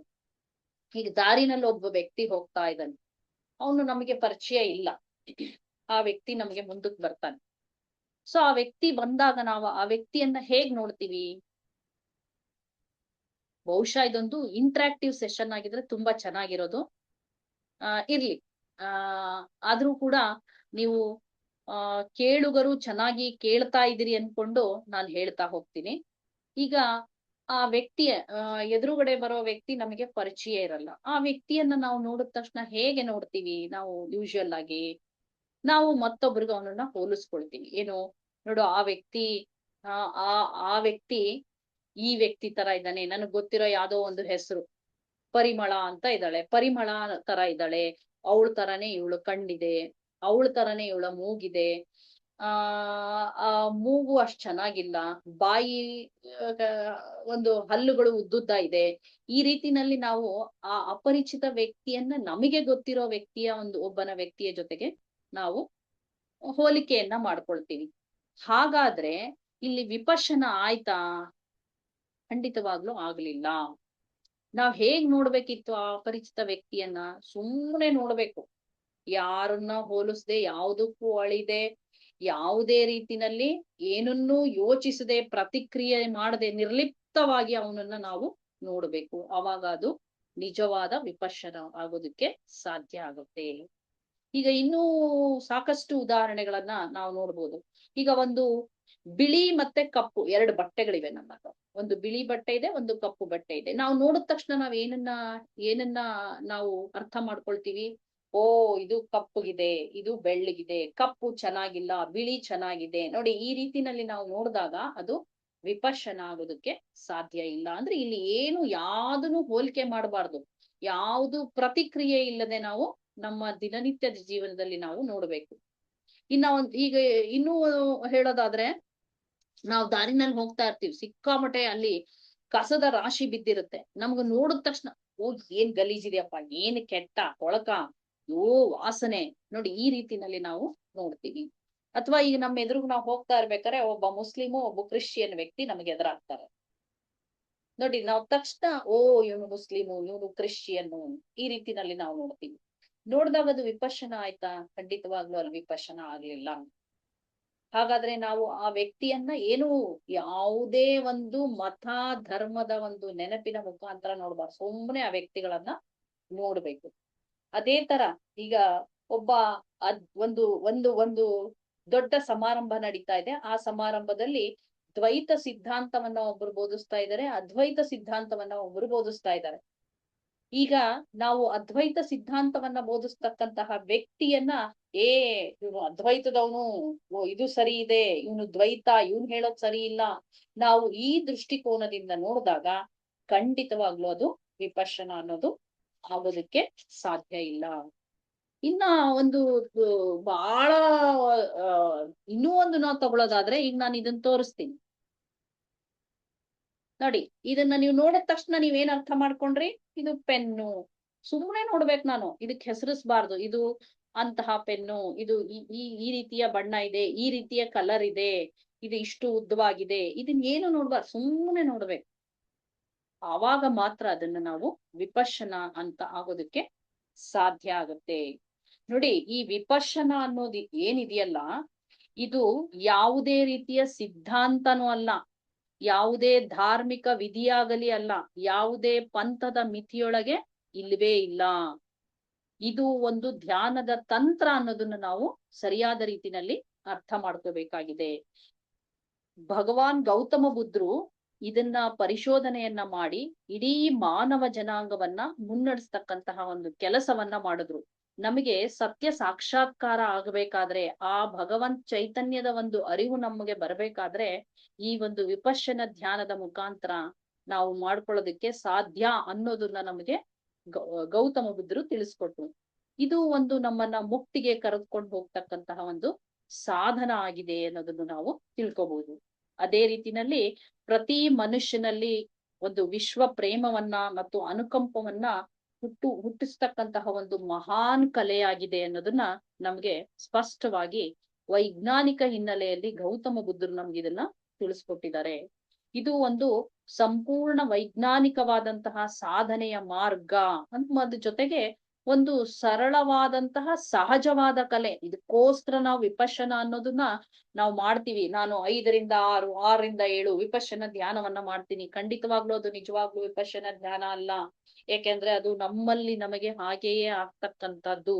ಇದನ್ನ 2500 ವರ್ಷಗಳ ಹಿಂದೆಯೇ ನಮ್ಗೆ ಗೌತಮ ಬುದ್ಧರು ಇದನ್ನ ಆವಿಷ್ಕಾರ ಮಾಡಿ ಇಡೀ ನಮ್ಮೆಲ್ಲರಿಗೂ ಕೂಡ ಇವತ್ತು ಪರಿಚಯಿಸಿದರೆ, ನಾವೆಲ್ಲರೂ ಇದರ ಸದುಪಯೋಗವನ್ನು ಪಡ್ಕೊಳ್ತಾ ಇದ್ದೀವಿ ಅನ್ನೋದೇ ನಮ್ಮೆಲ್ಲರ ಒಂದು ಸೌಭಾಗ್ಯ. ಹಾಗಾದ್ರೆ ವಿಪಶ್ಯನ ಅಂದ್ರೆ ಪ್ರಕೃತಿಯ ನಿಯಮವನ್ನ ನಾವು ಯಥಾವತ್ತಾಗಿ ಅರ್ಥ ಮಾಡ್ಕೊಳ್ಳೋದು. ಒಂದ್ ಕಡೆ ಡಾಕ್ಟರ್ LM ಸಿಂಘಾನಿಯವರು ಒಂದು ಮಾತನ್ನ ಹೇಳ್ತಾರೆ ಈ ವಿಪಶ್ಯನದ ಬಗ್ಗೆ. ಏನ್ ಹೇಳ್ತಾರೆ ಅಂದ್ರೆ, ಇದು ಮನುಷ್ಯನು ತನ್ನ ಪ್ರಜ್ಞೆಯ ಅನುಭವವನ್ನು ತಾನು ಪಡೆಯುವ ಒಂದು ವೈಜ್ಞಾನಿಕ ಕಲಾ ಕೌಶಲ್ಯ ಅಂತ ಹೇಳ್ತಾರೆ. ಇದು ಮನುಷ್ಯನು ತನ್ನ ಪ್ರಜ್ಞೆಯ ಅನುಭವವನ್ನು ತಾನು ಪಡೆಯುವ ಒಂದು ವೈಜ್ಞಾನಿಕ ಕಲಾ ಕೌಶಲ್ಯ. ಅಂದ್ರೆ ಜ್ಞಾನೋದಯವನ್ನು ನಾವು ಹೊಂದುವಂತೆ ಮಾಡ್ತಕ್ಕಂತಹ ಒಂದು ಕೌಶಲ್ಯವೇ ಇದು. ನಮ್ಮಲ್ಲಿರ್ತಕ್ಕಂತಹ ಶುದ್ಧ ಪ್ರಜ್ಞೆಯನ್ನ ಅಭಿವ್ಯಕ್ತಿಗೊಳಿಸ್ತಕ್ಕಂತಹ ಒಂದು ತಂತ್ರ ಅಂತ ಇದನ್ನ ನಮ್ಗೆ ಸಿಂಘಾವಿಯವರು ಬಹಳ ಸ್ಪಷ್ಟವಾಗಿ ಇದನ್ನ ಹೇಳ್ತಾರೆ. ಹಾಗಾದ್ರೆ ಈ ವಿಪಶ್ಯನ ಹೆಂಗ್ ಕೆಲಸ ಮಾಡುತ್ತೆ? ನಾವೀಗ ವಿಪಶ್ಯನದ ಸಾಕಷ್ಟು ವಿಚಾರ ತಿಳ್ಕೊಂಡ್ವಿ. ವಿಪಶ್ಯನ ಹೇಗೆ ನಮ್ಮ ದಿನನಿತ್ಯದ ಜೀವನದಲ್ಲಿ ನಾವು ಹೇಗೆ ಅದನ್ನ ಅರ್ಥ ಮಾಡ್ಕೋಬೇಕು ಅಂತ ನೋಡಿದ್ವಿ. ಹಾಗಾದ್ರೆ ಇದು ವೈಜ್ಞಾನಿಕವಾಗಿ ಹೇಗಾಗತ್ತೆ ನೋಡಿ. ನಮ್ಗೆ ಇಲ್ಲಿ ನಾವು ಸಾಕಷ್ಟು ಸಂವೇದನೆಗಳು ಇಲ್ಲೆಲ್ಲವೂ ಕೂಡ ಎಲ್ಲ ಕಡೆಯಲ್ಲೂ ಸಾಕಷ್ಟು ಸಂವೇದನೆಗಳನ್ನ ನಾವು ನೋಡ್ತೀವಿ. ಅಂದ್ರೆ ಸೆನ್ಸೇಷನ್ಸ್ ಅಂತ ಹೇಳ್ಬೋದು. ಈ ಸಂವೇದನೆಗಳನ್ನ ನಾವು ನಿರ್ಲಿಪ್ತವಾಗಿ ನೋಡ್ಬೇಕು. ಅಂದ್ರೆ ಅವುಗಳ ಮೇಲೆನೆ ಗಮನ ಹರಿಸ್ತಾ ಹೋಗ್ತಕ್ಕಂಥದ್ದು. ಯಾವಾಗ ನಾವು ಆ ಸಂವೇದನೆಗಳನ್ನ ಗಮನ ಹರಿಸ್ತಾ ಅವುಗಳನ್ನೇ ನೋಡ್ತಾ ಹೋಗ್ತೀವೋ ನೋಡಿ, ಆ ಸಂವೇದನೆಗಳಲ್ಲಿ ಏನು ಉಪಪರಮಾಣುಗಳಿರುತ್ತೋ ಅವು ತರಂಗ ರೂಪದಲ್ಲಿರ್ತಕ್ಕಂತಹ ಉಪಪರಮಾಣುಗಳು ಏನಾಗತ್ತೆ ಅಂದ್ರೆ ಅವು ನಿಷ್ಕ್ರಿಯ ಕಣಗಳಾಗ್ಬಿಡತ್ತೆ. ನಾವು ಹಾಗೇ ಅವುಗಳನ್ನೇ ಆ ಸಂವೇದನೆಗಳನ್ನೇ ನೋಡ್ತಾ ನೋಡ್ತಾ ನೋಡ್ತಾ ಹೋದಂಗೆ ಒಂದು ಸ್ಟೇಜ್ ನಲ್ಲಿ, ಒಂದು ಹಂತದಲ್ಲಿ ಆ ಆ ಒಂದು ಉಪಪರಮಾಣುಗಳು ಏನು ಆ ಸಂವೇದನೆಯಲ್ಲಿರುತ್ತಲ್ಲ ಅವೆಲ್ಲವೂ ಕೂಡ ನಿಷ್ಕ್ರಿಯ ಆಗ್ಬಿಡತ್ತೆ.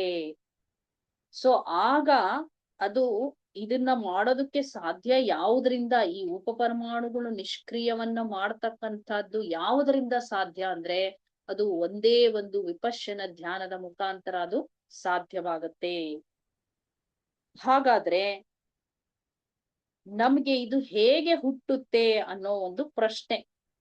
ನಾವು ಈಗ ವಿಪಶ್ಯನ ಧ್ಯಾನವನ್ನ ಮಾಡ್ತಾ ಇದ್ದಾಗ ಸಾಕಷ್ಟು ಸಂವೇದನೆಗಳು ಬರುತ್ತಪ್ಪ. ಇವುಗಳನ್ನ ನಾವ್ ಹೇಗ್ ನೋಡ್ಬೇಕಾಗಾದ್ರೆ, ಈಗ ಅದನ್ನ ಕರಗ್ ಹೋಗೋದ್ ಹೇಗೆ ಅಂತ ನೋಡಿದ್ವಿ, ಹೆಂಗ್ ಕೆಲ್ಸ ಮಾಡುತ್ತೆ ಅನ್ನೋದನ್ನ ನಾವ್ ಅರ್ಥ ಮಾಡ್ಕೊಂಡ್ವಿ. ಬಹಳ ಸರಳವಾಗಿ ನಾನು ಇನ್ನೊಂದ್ಸಲ ಹೇಳ್ತೀನಿ. ನಾವು ವಿಪಶ್ಯನವನ್ನ ಧ್ಯಾನವನ್ನ ಮಾಡ್ತಾ ಮಾಡ್ತಾ ಮಾಡ್ತಾ ಆ ಸಂವೇದನೆಗಳು ಏನಾಗುತ್ತೆ, ಆ ಸಂವೇದನೆಗಳು ಕರಗ್ ಹೋಗುತ್ತೆ. ಹೇಗೆ ಕರಗ್ ಹೋಗುತ್ತೆ ಅಂದ್ರೆ, ಆ ಸಂವೇದನೆಗಳಲ್ಲಿ ಇರ್ತಕ್ಕಂತಹ ಉಪಪರಮಾಣುಗಳು, ಅವುಗಳನ್ನೇ ನಾವು ಗಮನ ಹರಿಸ್ತಾ ಹೋದಂಗೆ ಅವು ತನಗ ತಾನೇ ಕರಗ್ ಹೋಗುತ್ತೆ. ಉದಾಹರಣೆಗೆ ನಾವು ಧ್ಯಾನ ಮಾಡ್ತಾ ಮಾಡ್ತಾ ಮಾಡ್ತಾ ಇರ್ತೀವಿ, ಅದನ್ನೇ ನಾವು ಬರ್ತಕ್ಕಂತ ಸಂವೇದನೆಗಳನ್ನ ಗಮನ ಹರಿಸ್ತಾ ಹರಿಸ್ತಾ ಅವು ಕರಗಿ ಮಾಯವಾಗ್ಬಿಡತ್ತೆ. ಇದು ಯಾವುದರಿಂದ ಸಾಧ್ಯ ಅಂದ್ರೆ, ಇದು ಸಾಧ್ಯ ಆಗೋದೇ ನಮಗೆ ವಿಪಶ್ಯನದಿಂದ ಅಂತ ನಾನ್ ನಿಮ್ಗೆ ಹೇಳಿದೆ. ಹಾಗಾದ್ರೆ ಈ ಸಂವೇದನೆಗಳನ್ನ ನಮ್ಗೊಂದು ಪ್ರಶ್ನೆ ಬರುತ್ತೆ ಇವಾಗ. ಈ ಸಂವೇದನೆಗಳನ್ನ ನಾವು ಧ್ಯಾನ ಮಾಡ್ಬೇಕಾದ್ರೆ ಹೆಂಗ್ ನೋಡ್ಕೋಬೇಕು? ನೋಡಿ, ಇದು ಬಹಳ ದೊಡ್ಡ ರಹಸ್ಯ. ಈಗ ನಮ್ ಸಂವೇದನೆಗಳು ಬರುತ್ತೆ, ಹಾಗಾದ್ರೆ ಇದನ್ನ ನಾವ್ ಹೆಂಗ್ ನೋಡ್ಕೋಬೇಕು? ಇದರಿಂದ ನಾವ್ ಹೇಗೆ ಪಾರಾಗಿ ವಿಪಶ್ಯನವನ್ನ ಮಾಡ್ಬೇಕು? ಯಥಾರ್ಥ ದರ್ಶನವನ್ನ ನಾವು ಹೇಗ್ ಮಾಡ್ಬೇಕು? ಇದೇ ಒಂದು ರಹಸ್ಯ ಅಂತ ಹೇಳಿ ನಾನು ಹೇಳ್ಬೋದು. ಯಾಕೆಂದ್ರೆ ನಮ್ಮಲ್ಲಿ ವರ್ಷಾನುಗಟ್ಲೆ ವಿಪಶ್ಯನ ಧ್ಯಾನವನ್ನ ಅಭ್ಯಾಸ ಮಾಡ್ತಾ ಇರ್ತಾರೆ. ಅವ್ರಿಗೆ ಸಂವೇದನೆಗಳು ಹೇಗ್ ಬರುತ್ತೋ ಹಾಗ್ ನೋಡಕ್ ಸಾಧ್ಯ ಆಗಿದ್ಯಾ ಅಂದ್ರೆ ಇಲ್ಲ. ಇದು ಒಂದು ದೊಡ್ಡ ಸವಾಲು ನಮಗೆ. ಈಗ ಹೇಗೆ ಇದೆಯೋ ಹಾಗೆ ಆ ಸಂವೇದನೆಗಳನ್ನ ನೋಡಕ್ಕೂ ಕೂಡ ನಮ್ಮಲ್ಲಿ ಸಾಧ್ಯ ಆಗಲ್ಲ. ನಾವು ದಿನನಿತ್ಯದ ಪ್ರಯತ್ನದಲ್ಲಿ ಮಾಡುವಾಗ್ಲೂ ಕೂಡ ಇದು ನಮಗೆ ಕಷ್ಟ ಆಗಲ್ಲ. ಯಾಕೆಂದ್ರೆ ನೋಡಿ, ಸಂವೇದನೆಗಳು ಬರೋದು ಹೋಗೋದನ್ನು ಗುರ್ಸಕ್ಕಾಗಲ್ಲ. ಈಗ ಸಂವೇದನೆ ಬರುತ್ತೆ ಅನ್ನೋದನ್ನ ನಾನ್ ಗುರ್ಸಕ್ಕಾಗಲ್ಲ, ಹೋಯ್ತು ಅನ್ನೋದನ್ನು ಗುರ್ಸಕ್ಕಾಗಲ್ಲ. ಇವೆಲ್ಲ ಬರ್ತಾ ಇರುತ್ತೆ, ಹೋಗ್ತಾ ಇರುತ್ತೆ. ನಾವು ಧ್ಯಾನ ಮಾಡ್ಬೇಕಾದ್ರೆ ಸಾಕಷ್ಟು ಸಂವೇದನೆಗಳು ಬರ್ತಾ ಇರುತ್ತೆ, ಹೋಗ್ತಾ ಇರುತ್ತೆ, ಬರ್ತಾ ಇರುತ್ತೆ, ಹೋಗ್ತಾ ಇರುತ್ತೆ. ಯಾವಾಗ ಅವು ಹೋಗುತ್ತೆ ಅವೆಲ್ಲಾ ಸಂವೇದನೆಗಳು ಅಂದ್ರೆ, ನಾನು ಆಗ್ಲೇ ಹೇಳ್ದಂಗೆ, ನಾವು ಅವುಗಳನ್ನ ಏಕಾಗ್ರವಾಗಿ ನೋಡ್ತಾ ಹೋದಂಗೆ, ಯಾವುದೇ ಪ್ರತಿಕ್ರಿಯೆ ಇಲ್ಲದೆ ಸುಮ್ಮನೆ ನೋಡ್ತಾ ಇದ್ರೆ ಆ ಉಪಪರಮಾಣುಗಳು ನಿಷ್ಕ್ರಿಯವಾಗಿ ಆಗತ್ತೆ. ಆದ್ರೆ ಒಂದು ಮಾತನ್ನ ನೆನಪಿಟ್ಕೋಬೇಕು ನಾವು ಇಲ್ಲಿ, ಈ ವಿಪಶ್ಯನ ಧ್ಯಾನದಲ್ಲಿ ಯಾವುದನ್ನು ಕಲ್ಪಿಸಿಕೊಳ್ಳೋದಿಲ್ಲ. ಕಲ್ಪನೆ ಅಲ್ಲ ಇದು, ನೋ ಇಮ್ಯಾಜಿನೇಷನ್. ನಾವಿಲ್ಲಿ ಕಲ್ಪನೆಯ ಮುಖಾಂತರವಾಗಿ ನಾವು ವಿಪಶ್ಯನವನ್ನ ಅರ್ಥ ಮಾಡ್ಕೊಳ್ಳೋದಕ್ಕೆ ಸಾಧ್ಯ ಇಲ್ಲ. ನೋಡಿ ಹೇಗೆ ಅಂದ್ರೆ, ನಿಮ್ಮ ದೇಹವು ನಿಮ್ಮ ದೇಹದಲ್ಲಿಯೇ ದೇಹವೇ ಅನುಭವವನ್ನ ಪಡ್ಕೋಬೇಕು ಅಂತ ಹೇಳ್ತಾರೆ. ನಿಮ್ಮ ಅಂದ್ರೆ, ಈಗ ಉದಾಹರಣೆಗೆ ನನ್ನ ದೇಹವು ನನ್ನ ದೇಹದಲ್ಲಿಯೇ ನನ್ನ ದೇಹನೇ ಅನುಭವನ ಪಡ್ಕೋಬೇಕು. That is your body must be experienced in your own body. ಇದು ಅರ್ಥ ಆಗೋದು ಬಹಳ ಕಷ್ಟ. ಯಾಕೆಂದ್ರೆ ನನ್ನ ದೇಹವೇ ನನ್ನ ದೇಹನೇ ನನ್ನ ದೇಹದಲ್ಲಿಯೇ ಅದರ ಅನುಭವವನ್ನ ಅದೇ ಪಡ್ಕೋಬೇಕು ಅಂತ. ಅಂದ್ರೆ ಇಲ್ಲಿ ಉಂಟಾಗ್ತಕ್ಕಂತಹ ಸಂವೇದನೆಗಳ ಅನುಭವ ನಿಮ್ಮದೇ ಆದ ಸಂವೇದನೆಗಳಲ್ಲಿ ಅನುಭವವನ್ನ ಪಡ್ಕೋಬೇಕು. ಉದಾಹರಣೆಗೆ ನಮ್ಮ ದೇಹವೇ ನಮ್ಮ ದೇಹದಲ್ಲಿರುವಂತಹ ಸಂವೇದನೆಗಳನ್ನ ನಮ್ಮ ದೇಹನೇ ಗ್ರಹಿಸ್ಕೋಬೇಕು. ಅಂದ್ರೆ ಉದಾಹರಣೆಗೆ ಇನ್ನೊಬ್ಬರ ದೇಹದಲ್ಲಿರುವ ಸಂವೇದನೆಗಳನ್ನ ನಾನು ಇಲ್ಲಿ ನಿಂತ್ಕೊಂಡು ನೋಡಕ್ಕಾಗಲ್ಲ, ಅಥವಾ ನಾನು ಇದನ್ನ ಯಾವುದೇ ಊಹೆ ಅಥವಾ ಕಲ್ಪನೆಯನ್ನ, ಇಲ್ಲಿ ಯಾವ್ದು ಕಲ್ಪನೆ ಊಹೆ ಇರೋದಿಲ್ಲ. ಹೇಗೆ ಅಂದ್ರೆ, ಈಗ ನಾನ್ ಸಂವೇದನೆ ಇಲ್ಲಿದೆಯಪ್ಪ, ಈ ಸಂವೇದನೆ ಹೊರಗಡೆ ನಿಂತ್ಕೊಂಡು ಇಲ್ಲಿ ಸಂವೇದನೆ ನೋಡ್ತೀನಿ ಅಂದ್ರೆ ಆಗಲ್ಲ. ಈಗ ನಾನು ಏನೋ ಎಕ್ಸ್ಪೀರಿಯನ್ಸ್ ಆಗ್ಬೇಕಂದ್ರೆ ಇಲ್ಲಿ ನಿಂತ್ಕೊಂಡು ನೋಡ್ತೀನ್ರಿ, ಆಮೇಲೆ ಅದ್ರ ಎಕ್ಸ್ಪೀರಿಯನ್ಸ್ ತಗೊಂತೀನಿ ಅಂದ್ರೆ ಆಗಲ್ಲ. ಇಲ್ಲಿ ನಾನು ಸಂವೇದನೆಯ ಹೊರಗಡೆ ಇದ್ದು ಸಂವೇದನೆಗಳನ್ನ ನೋಡೋದಕ್ಕಾಗಲ್ಲ. ಅಂದ್ರೆ ಏನು? ಇದು ನೇರವಾದಂತಹ ಅನುಭವ, ಡೈರೆಕ್ಟ್ ಎಕ್ಸ್ಪೀರಿಯನ್ಸ್ ಅಂತ ಹೇಳ್ತೀವಿ ಇದನ್ನ. ಅವ್ರವ್ರಿಗೆ ಡೈರೆಕ್ಟ್ ಆಗಿ ಆಗ್ತಕ್ಕಂತಹ ಒಂದು ಎಕ್ಸ್ಪೀರಿಯನ್ಸ್. ಯಾಕೆಂದ್ರೆ ಅವರೇ ಆ ಎಕ್ಸ್ಪೀರಿಯನ್ಸ್ ಅನ್ನ ಮಾಡ್ಬೇಕು. ನಾವ್ ಅದಕ್ಕೆ ಅಂತೀವಿ, ನಿನ್ನನ್ನು ನೀನು ಅರಿ, ನಿನ್ನನ್ನು ನೀನು ತಿಳಿ. ನಮ್ಮ ಥಿಯಾಸಫಿನಲ್ಲಿ ಇದೇ ಮುಖ್ಯ. ಯಾಕೆಂದ್ರೆ ನಮ್ಮನ್ನ ನಾವು ಅರ್ಥ ಮಾಡ್ಕೋಬೇಕು, ಆ ಚೈತನ್ಯವನ್ನ ಗುರುತಿಸ್ಬೇಕು. ಪ್ರತಿಯೊಂದು ವಸ್ತು ಇರ್ತಕ್ಕಂತಹ ಚೈತನ್ಯವನ್ನ ನಾವೇ ಗುರುತಿಸ್ಬೇಕು. ಇಲ್ಲಿ ಹೊರಗಡೆ ಇದ್ದು ಅದನ್ನ ಗುರ್ಸೋಕ್ ಸಾಧ್ಯ ಇಲ್ಲ. ಅದನ್ನ ನಮ್ಮನ್ನೇ ನಾವೇ ಅರಿ ಅನ್ನೋದನ್ನ ನಾವು ಇಲ್ಲಿ ತುಂಬಾ ಸ್ಪಷ್ಟವಾಗಿ ನಾವಿದನ್ನ ಅರ್ಥ ಮಾಡ್ಕೋಬೇಕು. ನೋಡಿ, ಹಾಗೆ ನೋಡಿದಾಗ ಅಂತಹ ನೋಟದಲ್ಲಿ ನೋಡುವವನು ಮತ್ತು ನೋಡಲ್ಪಡುವ ವಸ್ತು ಎರಡೂ ಬೇರೆ ಆಗದೆ ಒಂದೇ ಆಗಿರುತ್ತೆ. ಅದು ಒಂದು ಸಾಕ್ಷಿ ಸ್ಥಿತಿ ಅಂತ ಹೇಳ್ಬೋದು ನಾವು. ಅಲ್ಲಿ ಏನಾಗಿರುತ್ತೆ ಅಂದ್ರೆ ನೋಡುವವನು ಮತ್ತು ನೋಡಲ್ಪಡುವ ಸಂವೇದನೆ ಎರಡೂ ಒಂದೇ ಆಗಿರುತ್ತೆ. ನಾವ್ ಇದನ್ನ ಹೇಗೆ ಅರ್ಥ ಮಾಡ್ಕೋಬಹುದು ಅಂದ್ರೆ, ನನಗೆ ನಮ್ಮ ಹಿರಿಯರಾದ ಹಾಗೂ ನಮ್ಮ ಥಿಯೋಸಾಫಿಕಲ್ ಸೊಸೈಟಿಯಲ್ಲಿ ಸಾಕಷ್ಟು ಬೆಳೆದಂತಹ ನನಗೆ ತಂದೆಯ ಸಮಾನರಾದಂತಹ ನಮ್ಮ BV ತಿಪ್ಪೇಸ್ವಾಮಿಗಳ ಅವರು ಈ ಒಂದು ಸಮಗ್ರ ಯೋಗ ಪ್ರದೀಪಿಕೆ ಗ್ರಂಥವನ್ನ ನಮಗೆ ಈ ಒಂದು ಧ್ಯಾನ ಕಾಂಡದಲ್ಲಿ ಈ ಎಲ್ಲ ವಿಚಾರಗಳನ್ನ ಸ್ಪಷ್ಟವಾಗಿ ತಿಳಿಸಿದ್ದಾರೆ. ನಾನು ಅವರ ಒಂದು ಗ್ರಂಥದ ಒಂದು ವಿಚಾರವನ್ನ ಇವತ್ತು ಅವರು ಬರೆದಂತಹ ವಿಚಾರಗಳನ್ನೇ ನಾನು ಇಲ್ಲಿ ಪ್ರಸ್ತುತ ಪಡಿಸ್ತಾ ಇದ್ದೀನಿ. ಯಾಕೆ ಅಂದ್ರೆ ನನಗೆ ಅವರು ವಿಪಶ್ಯನದ ಬಗ್ಗೆ ಹೇಳಿದಂತಹ ವಿಚಾರಗಳು, ಹಾಗೇನೆ ಅವರು ಏನು ತರಗತಿಗಳನ್ನ ತಗೊಂಡು ವಿಪಶ್ಯನ ಧ್ಯಾನದ ಬಗ್ಗೆ ಹೇಳ್ತಾ ಇದ್ರೋ ಅವೆಲ್ಲವೂ ನನಗೆ ಈ ಕ್ಷಣದಲ್ಲೂ ಕೂಡ ಕಿವಿಯಲ್ಲಿ ಒಂಥರ ಗುಯ್ ಅಂತ ಇರತ್ತೆ. ಯಾಕೆ ಅಂದ್ರೆ ಅವರು ಇದಕ್ಕೊಂದು ಉದಾಹರಣೆ ಹೇಳೋರು ನಮ್ಗೆ. ನೋಡಿ, ಈಗ ಫ್ಯಾನ್ ನೋಡಿ ಅಂತ ಅದನ್ನ ನೋಡಿ ಅಂತ ಹೇಳಿ ಫ್ಯಾನ್ ನ ತೋರ್ಸೋರು. ಇದನ್ನ ಹೇಗಿದೆಯೋ ಹಾಗೆ ನೋಡ್ಬೇಕು ಅಂತ ಹೇಳೋರು. ನೋಡಿ, ಇದನ್ನ ಹೇಗಿದೆಯೋ ಹಾಗೆ ನೋಡ್ಬೇಕು ಅಂತ ಅಂದಾಗ ನಾವು ನೋಡಿದಾಗ ಅದನ್ನ ನಮ್ಗೆ ಫ್ಯಾನ್ ಅಂತ ಅನ್ಕೊಂಡ್ಬಿಡ್ತೀವಿ. ಯಾಕದನ್ನ ಫ್ಯಾನ್ ಅಂತ ಅನ್ಕೊಳ್ತೀವಿ ಅಂದ್ರೆ ನಮ್ಮ ಹಿಂದಿನ ನೆನಪಿನ ಒಂದು ಸ್ಮರಣೆಯಲ್ಲಿ ಅದು ಫ್ಯಾನ್ ಅಥವಾ ಒಂದು ವಸ್ತು ಇದೆ ಅನ್ನೋದು ನಮಗ್ ಗೊತ್ತಾಗಿರುತ್ತೆ. ನಾವು ಹಾಗೆ ಆ ವಸ್ತುಗಳನ್ನ ನೋಡ್ಬಾರ್ದು ಅನ್ನೋದನ್ನ ನಮ್ಗೆ ಬಹಳ ಸಲ ಹೇಳ್ತಿದ್ರು. ಹೇಗೆ ಅಂದ್ರೆ ಹೆಂಗಿರ್ಬೇಕು ಅಂತಂದ್ರೆ ನೋಡುವವನು ಇಲ್ಲ, ನೋಡುವಿಕೆ ಮಾತ್ರ ಇರ್ಬೇಕು ಅಂತ ಹೇಳವ್ರು ಅವರು. ನೋಟದಲ್ಲಿ ನೋಡುವವನು ಇಲ್ಲ, ನೋಡ್ತಾ ಇದ್ದೀನಿ ಅಷ್ಟೇ ಅಂದ್ರೆ ಅಲ್ಲಿ ಯಾವುದೂ ಸಂವೇದನೆಗಳು ಇರ್ಕೂಡುದು, ಯಾವುದೂ ಸಂವೇದನೆಯಲ್ಲಿ ಇರಬಾರ್ದು. ಆವಾಗ ಅಲ್ಲಿ ಏನಪ್ಪಾ ಅಂದ್ರೆ ನೋಡುವಿಕೆ ಮಾತ್ರ ಇದೆ ಅನ್ನೋದನ್ನ ನಮಗ್ ಬಹಳ ಸಲ ಹೇಳೋರು. ಅಂದ್ರೆ observation without the observer, observation without the observer. ಅಲ್ಲಿ ಬರೀ ನೋಡ್ತಾ ಇದೀವಿ ಅಷ್ಟೇ, ನೋಡುವಿಕೆ ಮಾತ್ರ ಇದೆ, ಅಲ್ಲಿ ನೋಡುವವನಿಲ್ಲ. ನಾವು ಇವತ್ತು ನಮಗೆ ಈ ಒಂದು ವಿಪಶ್ಯನ ಅನ್ನೋದನ್ನ ನಾವು ಅರ್ಥ ಮಾಡ್ಕೋಬೇಕಾದ್ರೆ ಇದನ್ನೇ ನಾವು ಕಲ್ಕೋಬೇಕಾಗಿದೆ. ನಮಗೆ ನಾವೇನು ಅಂತರ್ದೃಷ್ಟಿಯ ಧ್ಯಾನ ಅಂತ ಏನ್ ಹೇಳ್ತೀವಲ್ಲ, ಇನ್ಸೈಟ್ ಮೆಡಿಟೇಷನ್ ಆಗ್ಬೇಕಾಗಿದೆ. ಈ ರೀತಿ ಆದಾಗ ಮಾತ್ರ ನಮಗೆ ವಿಪಶ್ಯನವನ್ನ ಅರ್ಥ ಮಾಡ್ಕೊಳ್ಳೋದಕ್ಕೆ ಸಾಧ್ಯ ಆಗತ್ತೆ. ನೋಡಿ, ಈ ಸಮಯದಲ್ಲಿ ಆತರ ವಿಪಶ್ಯನ ಆದಾಗ ಧ್ಯಾನಿಗೆ ಸಂವೇದನೆಗಳು ಹುಡ್ತಾ ಇರುತ್ತೆ, ಸಂವೇದನೆಗಳು ಹೋಗ್ತಾ ಇರುತ್ತೆ, ಲೈವ್ ಆಗ್ತಾ ಇರುತ್ತೆ, ಅದು ಗೊತ್ತಾಗ್ತಾ ಇರುತ್ತೆ. ಆದ್ರೆ ಆ ಧ್ಯಾನಿ ಆ ಸಂವೇದನೆಯಲ್ಲಿ ಅಂಟದಂತೆ ಇರ್ತಕ್ಕಂತಹ ಅನುಭವವನ್ನ ಹೊಂದುತ್ತಾನೆ. ಗೊತ್ತಾಗ್ತಾ ಇರುತ್ತೆ, ಎಲ್ಲೋ ಸಂವೇದನೆಗಳು ಬರ್ತಾ ಇರುತ್ತೆ, ಹೋಗ್ತಾ ಇರುತ್ತೆ. ಆದ್ರೆ ಆ ಸಂವೇದನೆಗಳಿಗೆ ಅಂಟಿಕೊಳ್ಳದೆ ಯಾವುದೇ ವಸ್ತುವನ್ನು ಹಾಗೇ ನೋಡ್ಬೇಕು ನಾವು. ಯಾವಾಗ ಹಾಗೇ ನೋಡ್ತೀವೋ ಆಗ ಮಾತ್ರ ನಮಗೆ ಆ ಯಥಾರ್ಥ ದರ್ಶನ ಆಗೋದಕ್ಕೆ ಸಾಧ್ಯ ಅನ್ನೋದನ್ನ ನಮ್ಗೆ ನಮ್ಮ ತಿಪ್ಪೇಸ್ವಾಮಿಗಳು ಬಹಳ ಚೆನ್ನಾಗಿ ಈ ಒಂದು ಸಮಗ್ರ ಯೋಗ ಪ್ರದೀಪಿಕೆಯಲ್ಲಿ ನಮ್ಗೆ ತಿಳಿಸ್ಕೊಟ್ಟಿದ್ದಾರೆ. ಹಾಗೆ ನೋಡಿದಾಗ ಮಾತ್ರ ನಮ್ಗೇನಾಗತ್ತೆ ಅಂದ್ರೆ ಯಾವುದೇ ಒಬ್ಬ ಧ್ಯಾನಿಗೆ ಯಾವುದೇ ಒಂದು ಸುಖ ಆಗ್ಲಿ ದುಃಖ ಆಗ್ಲಿ ಅಥವಾ ತಟಸ್ಥ ಅನುಭವ ಯಾವ್ದು ಬೇಕಾದ್ರೂ ಆಗ್ತಾ ಇದೆ ಅಂತಕ್ಕಂಥದ್ದು ಅವನಿಗೆ ಅರಿವಿಗೆ ಬರಬಹುದು. ಇದನ್ನೇ ನಮ್ಗೆ ಒಂದು ಭಗವಾನ್ ಬುದ್ಧರು ಇದನ್ನ ಮಧ್ಯಮ ಮಾರ್ಗ ಅಂತ ಹೇಳಿ ನಮ್ಗೆ ಇದನ್ನ ಈ ಒಂದು ವಿಪಶ್ಯನ ಧ್ಯಾನವನ್ನ ನಮ್ಗೆ ತಿಳಿಸ್ಕೊಟ್ಟಿದ್ದಾರೆ. ನಾವು ಇನ್ನೊಂದೇ ಒಂದು ಉದಾಹರಣೆಯನ್ನ ಹೇಳಿ ನನ್ನ ಇವತ್ತಿನ ವಿಪಶ್ಯನವನ್ನು ನಾನು ವಿಪಶ್ಯನ ವಿಜ್ಞಾನದ ವಿಚಾರವನ್ನ ಮುಗಿಸ್ತಾ ಇದ್ದೀನಿ. ಹೇಗೆ ಅಂದ್ರೆ ನಾವು ಒಂದು ಉದಾಹರಣೆಯನ್ನ ತಗೊಂಡ್ರೆ ನಮ್ಗೆಲ್ಲರಿಗೂ ಪ್ರಚಲಿತವಾಗಿರ್ತಕ್ಕಂತಹ ಒಂದು ಕತೆ ಅಥವಾ ಕತೆ ಅಂತ ಹೇಳಲ್ಲ, ಸಂಗತಿ ಗೊತ್ತಿದೆ, ನಡೆದಂತಹ ಒಂದು ಘಟನೆ. ಅದು ಶಂಕರಾಚಾರ್ಯರು ಮತ್ತು ಚಾಂಡಾಳರ ಮಧ್ಯೆ ನಡೆದಿರತಕ್ಕಂಥದ್ದು. ನಮಗ್ ಗೊತ್ತಿದೆ ಆ ಒಂದು ಇನ್ಸಿಡೆನ್ಸ್. ಶಂಕರಾಚಾರ್ಯರು ಹೋಗ್ತಾ ಇರ್ಬೇಕಾದ್ರೆ ಚಾಂಡಾಳ ಎದುರುಗೆ ಬರ್ತಾರೆ. ಸೊ ಬಂದಾಗ ಚಾಂಡಾಳಂಗೆ ಅಲ್ಲಿ ಇರ್ತಕ್ಕಂತಹ ಅವರು ಹೇಳ್ತಾರೆ, ನೀನು ಪಕ್ಕಕ್ಕೆ ಪಕ್ಕಕ್ಕೆ ಸರಿ ಅಂತ. ಶಂಕರಾಚಾರ್ಯರು ಬರ್ತಾ ಇದ್ದಾರೆ, ನೀನು ಪಕ್ಕಕ್ಕೆ ಸರಿ ಅಂತ ಹೇಳ್ತಾರೆ.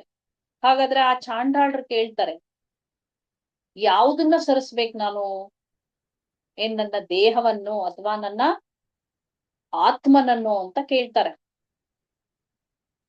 ಹಾಗಾದ್ರೆ ಈ ಒಂದು ಘಟನೆಯಲ್ಲಿ ನಾವು ತಿಳ್ಕೊಳ್ಳೋದೇನಂದ್ರೆ ಅದೇ ವಿಪಶ್ಯನ ಅಂದ್ರೆ ಏನು, ಯಥಾರ್ಥವಾಗಿ ನಾವು ಒಬ್ಬ ವ್ಯಕ್ತಿಯನ್ನ ನೋಡ್ತಕ್ಕಂಥದ್ದು. ಆ ವ್ಯಕ್ತಿಯನ್ನ ನೋಡಿದಾಗ ಮಾತ್ರ ನಮಗೆ ಗೊತ್ತಾಗತ್ತೆ. ಅಂದ್ರೆ ಅವನಲ್ಲಿರತಕ್ಕಂತಹ ಆತ್ಮ ಚೈತನ್ಯವನ್ನ ನಾವು ನೋಡ್ಬೇಕು. ಅದನ್ನೇ ನಾವು ವಿಪಶ್ಯನ ಅಂತ ಹೇಳಿ ನಮ್ಗೆ ಹೇಳಿರೋದು. ನಮ್ಮನ್ನ ನಾವು ಅರ್ಥಕೊಳ್ಬೇಕಾದ್ರೆ ವಿಪಶ್ಯನ ಒಂದೇ ದಾರಿ. ಇದರ ಜೊತೆಗೆ ನಾವು ಅಧ್ಯಯನವನ್ನ ಮಾಡ್ಬೇಕು, ಅದ್ರ ಜೊತೆಯಲ್ಲಿ ನಾವು ಉಪನ್ಯಾಸಗಳನ್ನ ಕೇಳ್ಬೇಕು. ಇವೆಲ್ಲವನ್ನೂ ಮಾಡೋದ್ರ ಮುಖಾಂತರವಾಗಿ ನಮಗೆ ವಿಪಶ್ಯನ ಅನ್ನೋದು ತುಂಬಾ ಚೆನ್ನಾಗಿ ಸಿದ್ಧಿಯನ್ನ ನಮಗೆ ಆಗೋದಕ್ಕೆ ಸಾಧ್ಯ ಆಗತ್ತೆ. ಸೊ ಇದಿಷ್ಟು ಕೂಡ ವಿಪಶ್ಯನ ವಿಜ್ಞಾನದ ವಿಚಾರ. ಇಲ್ಲಿವರೆಗೂ ನನಗೆ ಮಾತನಾಡೋದಕ್ಕೆ ಅನುವು ಮಾಡಿಕೊಟ್ಟಂತಹ ಫೆಡರೇಷನ್ನಿನ ನಮ್ಮ ಸಹೋದರ ಮಹದೇವಪ್ಪನವರಿಗೆ ವಂದಿಸುತ್ತಾ ನನ್ನ ಈ ದಿನದ ಒಂದು ವಿಚಾರವನ್ನ ಮುಗಿಸ್ತೀನಿ. ಧನ್ಯವಾದಗಳು.